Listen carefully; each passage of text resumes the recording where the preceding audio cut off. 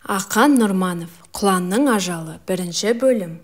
Отты күн өзінің аумас айнымас жолымен батысқа қарай құлдилап барады. Қоғалы өткел басы тып-тыныш еді. Кенет алыстан ат дүбірі естілді. Сол сәт өзен бойын қаумалаған қалың тоғай іші айдаһар жорғалап өткендей изең-изең ете қалды да, жас тал жапырағы біраз бұлаңдап тұрып басылды. Өткел басы тағы тыншыды. Өткел деген дабырайған аты болмаса, мұның өзі ұзынша ғана жүлге.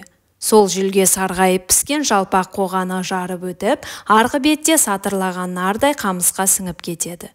Ерте көктемде тасқын су көл-көсір боп жер дүниені алып жатқан кезде, сонау батпақ қарадан арғы бергі елдің жайлауға шығар жалғыз жол сорабы осы. Су қайтқалы қашан?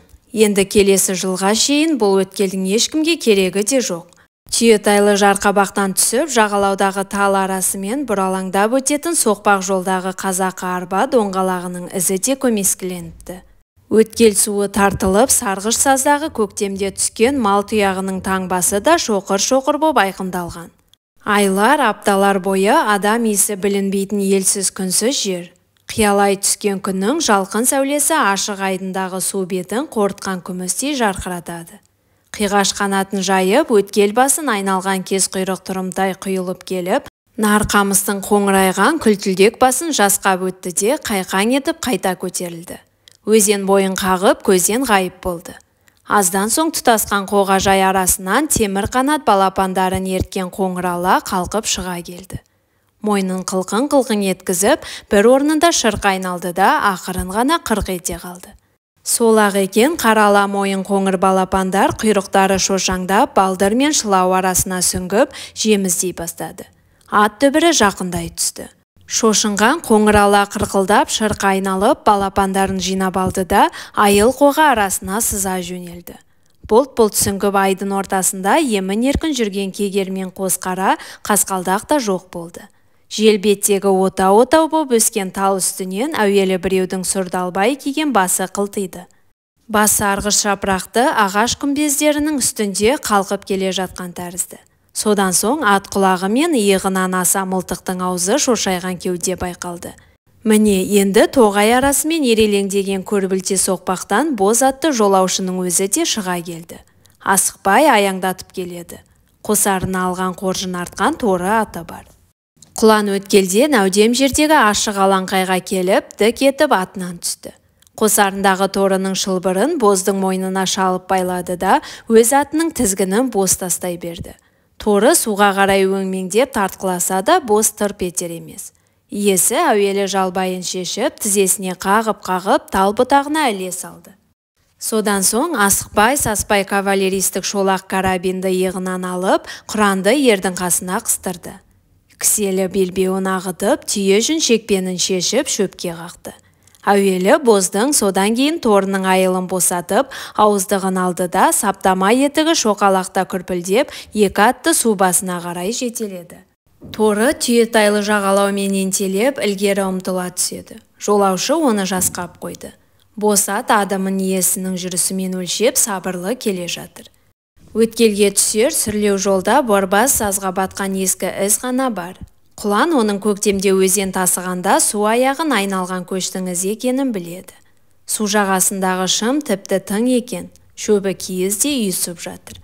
Иесі солға қағылып аттарға жол берді.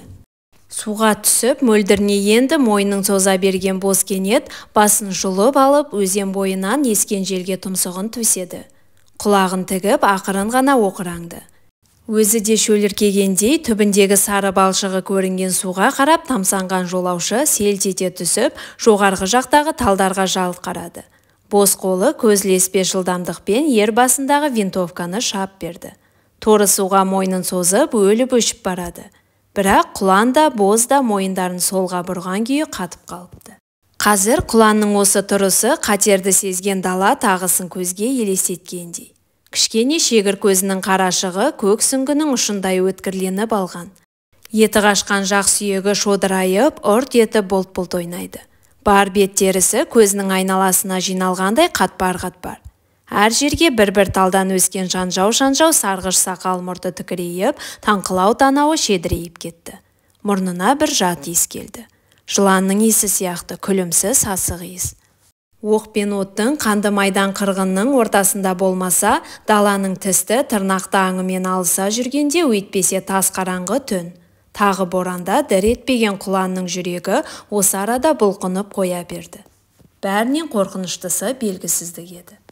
Осы өткел басында өзін аңдыған бір пәле барын құланның іші сезе қойды.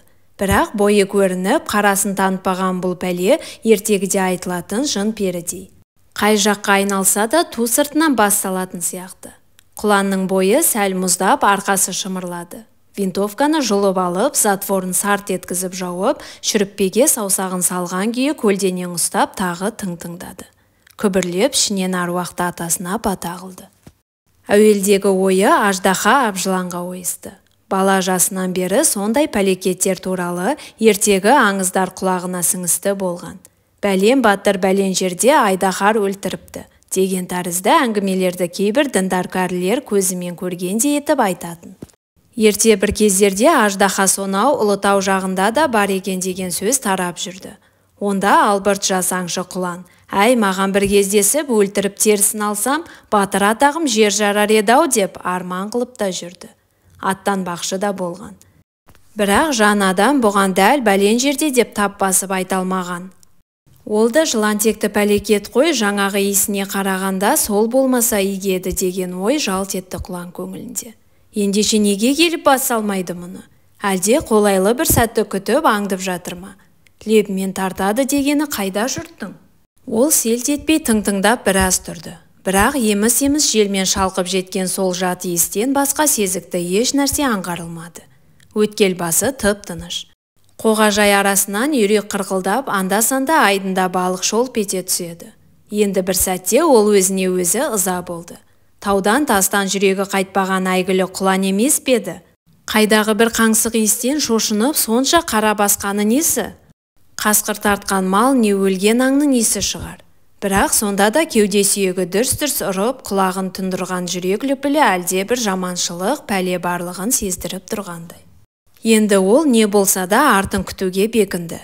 Әуелі екі атты суға қандырып алу керек. Қашса да, қуса да атының тың болғаны абзал. Өзеннің жоғарғы жағындағы қалың тал шоғырынан көз айырмаған күйі ол артымен шегіншектеп, еңкейіп боздың тамағының астынан өтті де, екі аттың ортасында тұрып бойын жазды. Не пәле шабуылдаса да ат оққағар болады. Сұқ саусағы шүріппеде ат жалынан аса желбетке көз салып қойып, моқ-моқ, үш деп ақырын ысқырды. Иесінің осы белгісімен бос шылбырды созып, тұныққа ұмтылды да мөлдір суды сүзіп іше бастады. Мойнын иіп, саптаяқтай төменгі ернінен суды тамшылата, оқта-текте басын көтеріп, пышақпен жоңғандай жұп-жұмыр құлағын қайшылап сәл тұрды. Ал торы мәстек тізгін босасымен-ақ өле жығылып ілгері ұмтылды да, лайым-лайына қарамастан суды қор-қор сіміре бастады. Қарны қампайғанда ғана басын көтеріп, енді шылбырды шіреп, жиектегі қара қоға мен қурай басын шалып қалуға тырысты. Екі ат та суға қанғаннан кейін құлан тізгінін тартты. Жағалаудағы шалшықты қорсылдатып, екі ат кейін бұрылды. Шыға бере өңес торы құланды қабырғасымен соғып, жығып кете жаздады. «Ой, иттің малы» деп балағаттап жіберді құлан. Осы торыны мінгізгенім деп алдына көлденең тартқан иесі есіне түсті. Қабырға өзенінің бойындағы Шығайбайдың бірі еді. Қорққаннан берген рас, бұл ештеме дәметкен жоқ. Бірақ анау жік-жапар болып тұрғасын, әуелде сырт тұрқы түзулеу болғанға мініске келеме деп үміттеніп, жетектеп кете берген. Тұқымсыз мал екенін, байдың пәледен құтылайын, басынан садақа деп тарта салғанын енді білді. Осы бір болмашы оқиға көңілін аз уақыт қатерден сейілтіп, бөліп кетті де, содан соң әлгіндегі қауіп күткен сезім тағы бойын жайлап алды. Желбетке сергек құлақ түріп, аттарын жетектеп, шешінген жеріне келді де тізгінді тастай салды. Бос сол орнында төрт аяғынан тастабандап, шегелеп қойғандай құлақ қақпай тұрып қалды. Торы шыбжыңдап, құйрығымен сона шыбын қағып, тал жапырағына, шағыр күлтесіне тұмсығын созып, қосақтаған шылбырды шіреп тартқыласа да селт етер емес. Құлан шоқталдың көлеңкесіне жайлап отырып, винтовкасын жанына қойды да, саптама етігін шешті. Мәсісінің жиырылған қонышын тартып, артық киімінен жеңілденген соң мылтығын оң қолына іле, сып етіп орнынан тұрды. Винтовканы қыл мойнынан қыса ұстап, тағы да желбетке құлақ түрді. Түк бөтен дыбыс жоқ. Бозда манағыдай құлағын тікпейді. Аз тұрғаннан кейін құлан бұқпалап, түйетайлы жарқабаққа қарай еңкеңдей жөнелді. Сәлден соң ол түк сыбдырсыз тал арасына сіңіп жоқ болды. Өткелбасы тағы тына қалды. Біраздан кейін қоғажай арасынан үйірін ерткен қоңырала тағы жүзіп шықты. Түк қауіп жоқ дегендей ақырын ғана мейірлене қырқылдап қояды. Соған еркінсінген қара қанат балапандар құйрықтары шоштаңдап, балдыр мен шылаудың нәзік желектерін толқытып, жем іздеп суға сүңги бастады. Құлан түйетайлы жарқабақтың ойпаңымен баспалап, өзеннің жоғарғы жағына өрлеп келеді. Не пәле болса да өзі барып тиіспек. Әккі аңшы қақ маңдайдан барса, күтіп жатқан жауы не қапияда бас салып, не тайып отыратынын ол біледі. Сондықтан бір бүйірлеп аңдаусыз жағынан баруды жөн көрді. Бағанағы бір сәтке бойын билеп алған үрку сезімінен енді арылды. Бұдан 10 шақты жылдар бұрынғы аң аулап жүргенде дала тағысын аңдығандағы қызулық бар көңілінде. Бүгін ұзақ жол жүріп ат соқты болғанын да ұмытты қазір. Өткір көзі жапырақтың жыбыр еткеніне дейін шалып, құлағы шөп арасымен тышқанның жорғалағанын да еститін халде. Қозғалысы да қамыс басын сыбдыр еткізбейтін жолбарыстың жүрісіндей табанымен сырғи басып ұрланып келеді. Межелі жеріне жеткенше неше бір шоқтал, тобылғы, шағыр бұталардың арасымен өтті. Бір қу бұтақ аяғының астында сытыр етіп сынған жоқ. Ол тасыған, су жырған жүлгемен жоғары өрлеп келді де оңға бұрылып, тағы да қалың тал арасына сүңгіді.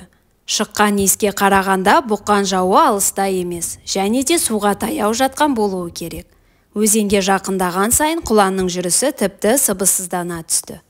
Тал басына қонып, жас бұтақта өткен тепкен шымшық торғайлар ол дәл қасына келіп, қалыңнан шыға келгенде ғана үркіп ұшады. Құлан бір шоқталдың түбіне бой тасалап дем тартты. Шылау мен балдыр иісі бар леп келді танауына. Соған қарағанда су тіпті жақын екені аңғарылады. Талдың ар жағы ашық алаңқай екен. Дәл жағалықта құмға өскен бір түп бұта. Бұта ар жағынан бұлдыр-бұлдыр бір нәрсенің көлеңкесі көзге шалынатын тәрізді. Құлан мылтығын ыңғайлап жата қалды. Еңбектеп солға қарай қозғалып еді, жаңағы сүлдер қараң етіп көтеріліп, қайта бұға қалған сияқты көрінді. Құлан ыстық құмды бауырымен сызып бұтаға жақындады. Енді анық байқады. Тал астынан біреудің көз-көз қап-қара өкшесі шығып жатыр екен. Сол сәт бағанағы көңірсіген күлімсі иісте бұрқ етіп өкпесін қауып алды.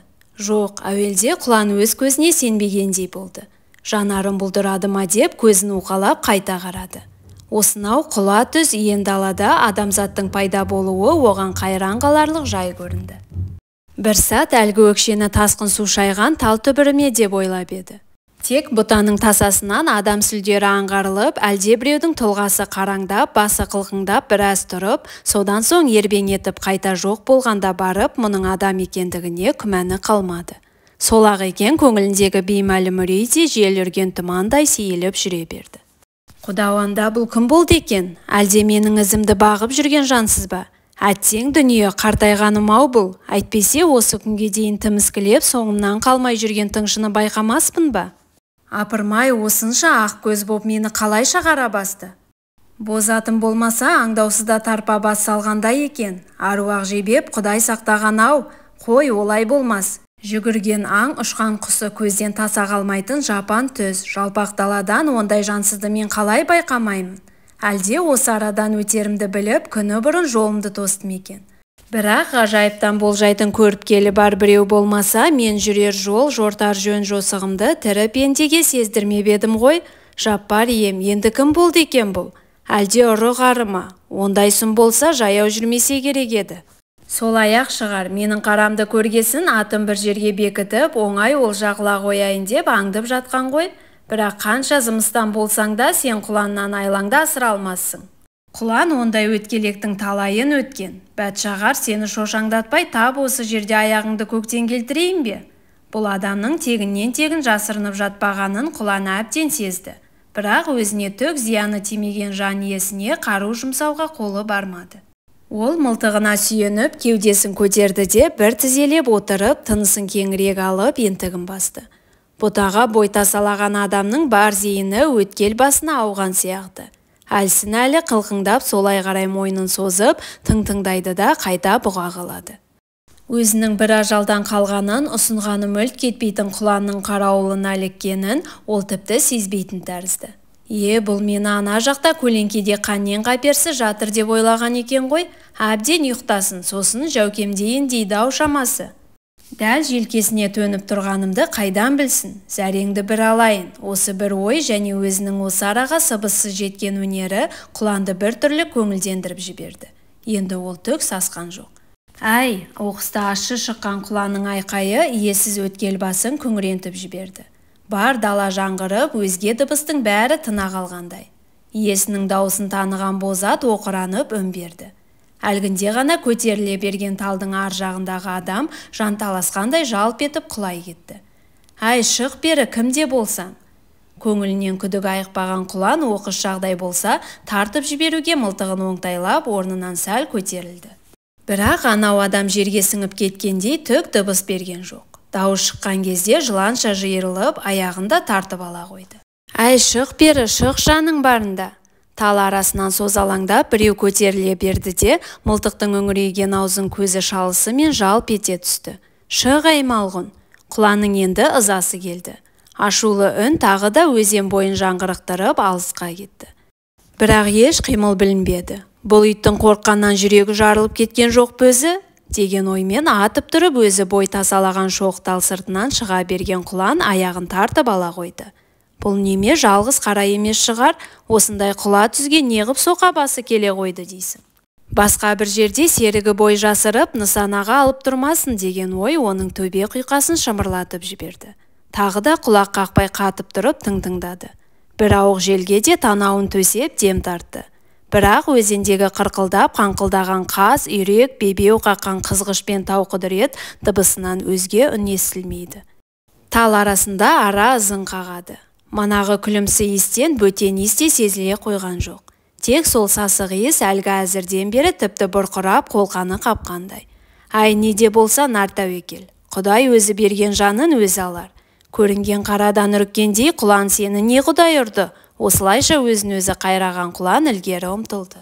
Қиыршық құмды бұрқырата көктей өтіп, жанағы жанды қара көрінген талды айналды. Еңкеңдеп мылтығын кезеп келеді. Бұған қары оқталған қандай епті жау болса да өзінен бұрын аталмасына шәгі жоқ. Шоқталды шапшаң айналып өтуі мұң екен, дәл аяғының астында қол аяғын бауырына алып бүрісіп жатқан біреуге тап болды. Тіпті басып кетуге шақ қалыпты.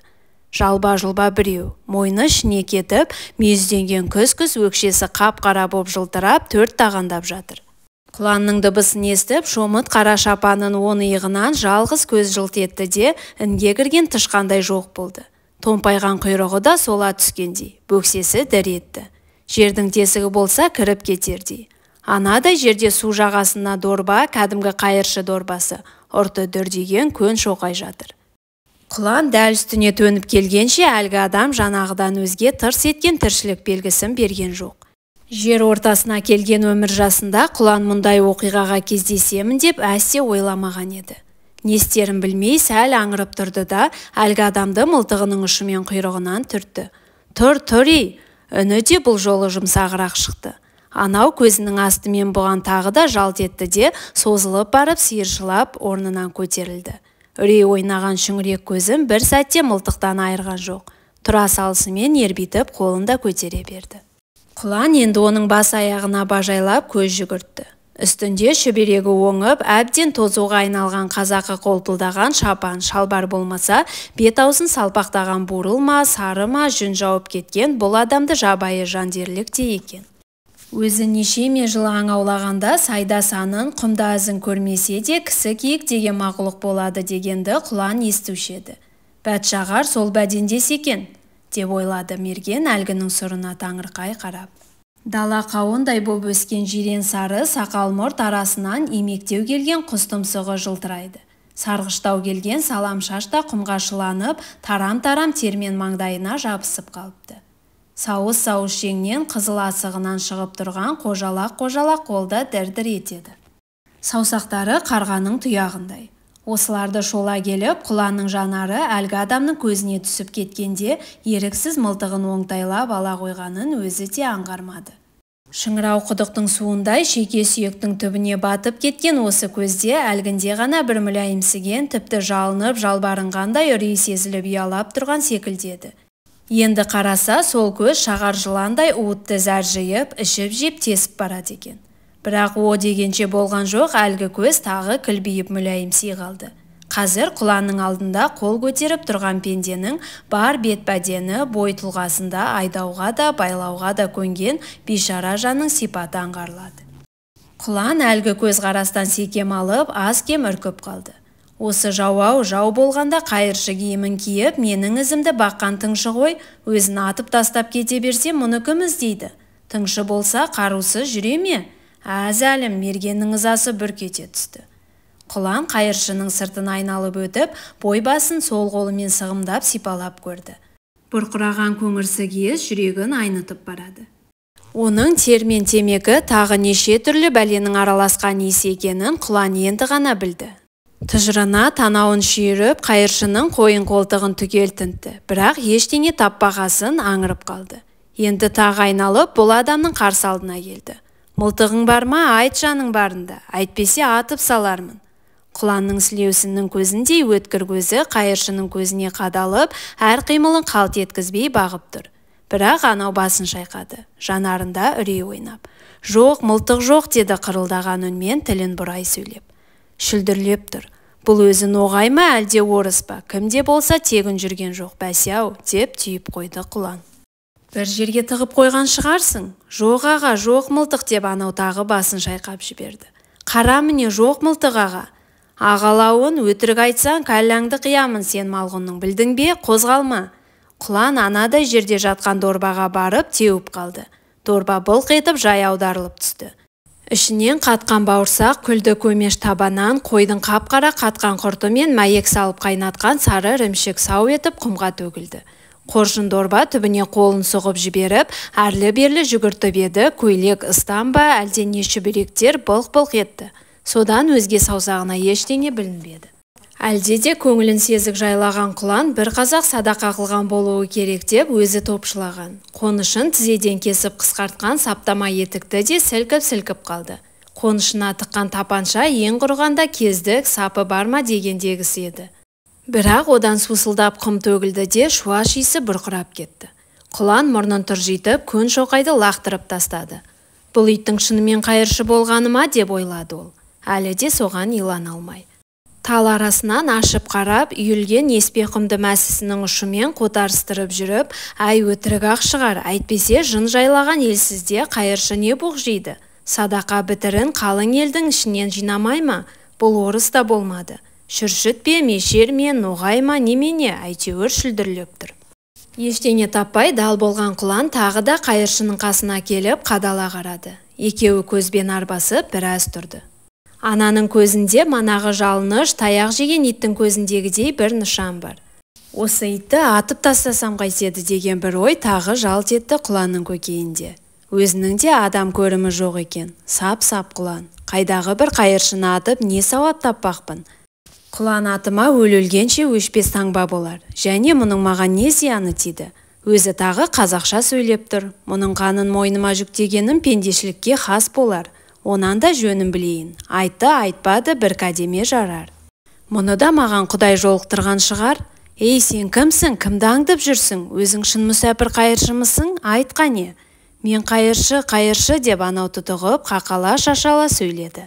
Дірілдеген иегімен дорбасын, үсті басын меңзеп қойды.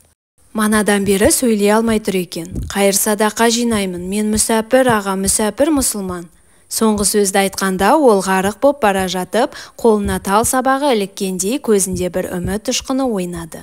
Мұсылманмын аға, бір Алла біледі, мен мұсылман. Нағыз мұсылмансың ғой, қай жұртсың, халқың не деймін, халқың? Иә, бек мұсылман, татар, мен татар. Ноғай екенсің ғой, жарайды, түсір қолыңды. Жансыз болсаң жоқтауыңды асыратын едім. Жинап ал анау нан дорбаңды. Иә, құп аға, қазір. Қайыршы екі айтқызған жоқ.